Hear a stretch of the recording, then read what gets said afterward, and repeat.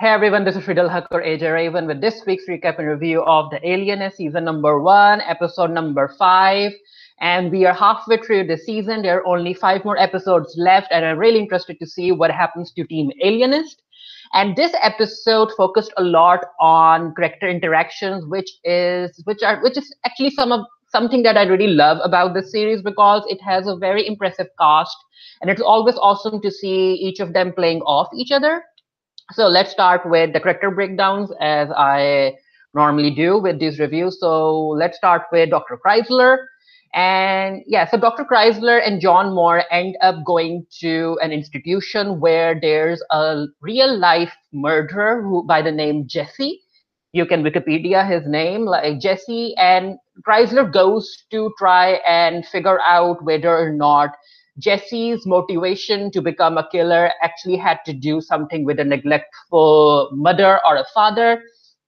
And this episode showed that Kriezler is really bent on thinking, due to what Freud said and rest of the psychologists said, that people are turned into murderers or killers or whatever because they either have because of their parents. That this episode was all about trying to make you think whether too much attention from a mother or father can turn you into a murderer or weird, or if your parents being too distant can make you into a murderer or someone weird or someone who has social issues.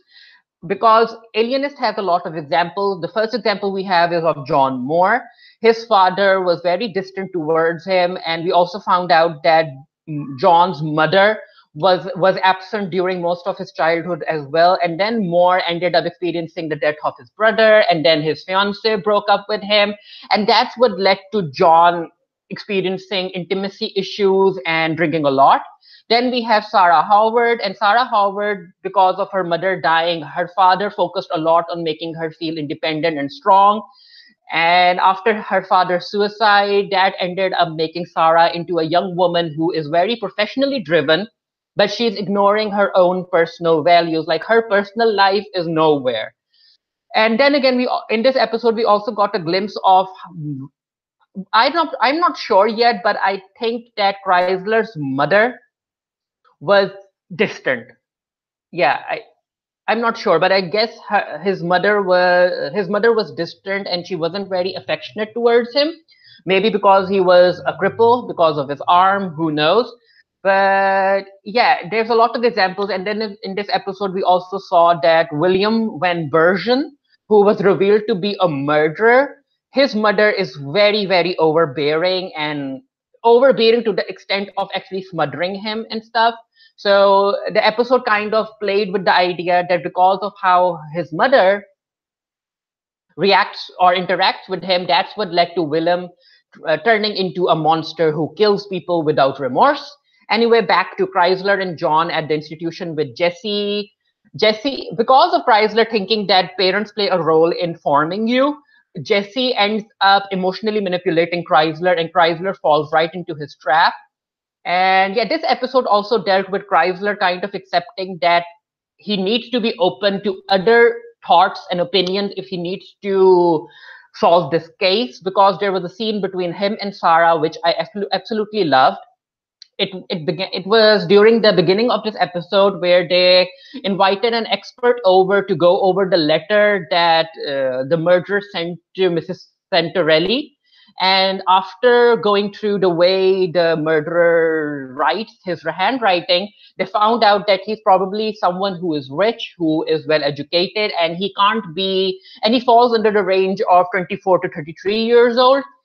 And that's what led to Sara kind of give her opinion or theorize that maybe this person has a very overbearing mother, and the fact that he sent the letter to Mrs. Santorelli is his way of trying to get back to women who are very overbearing.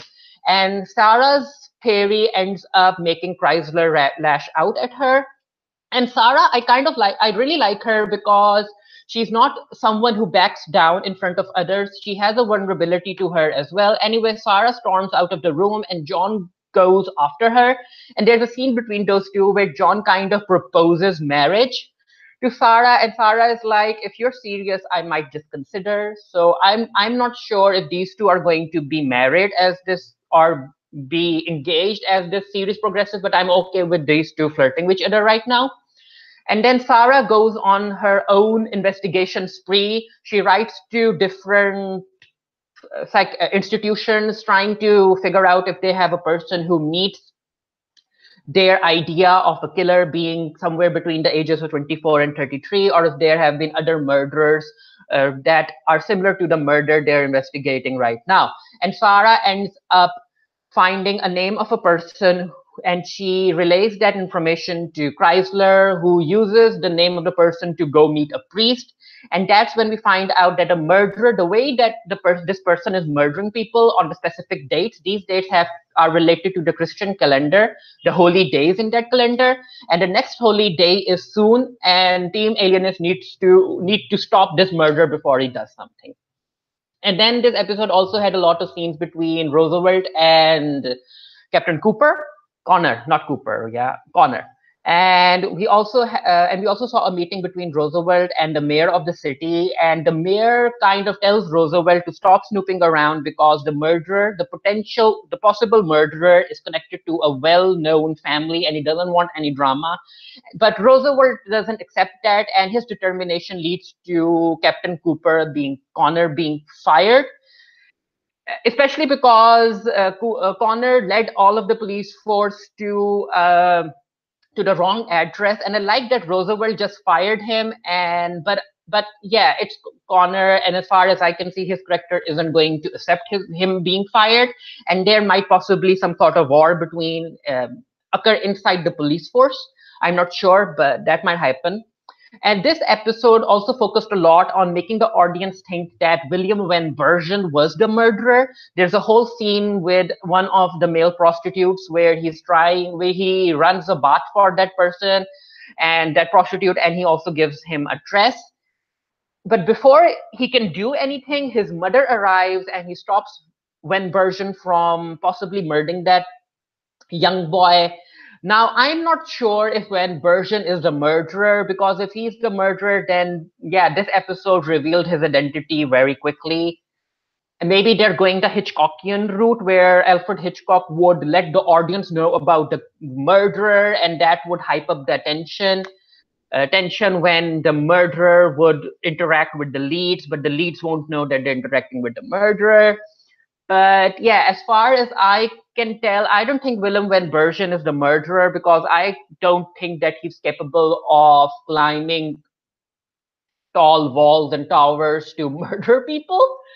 But maybe I'm wrong, maybe I'm not wrong. So hopefully we'll find out in the upcoming 5 episodes.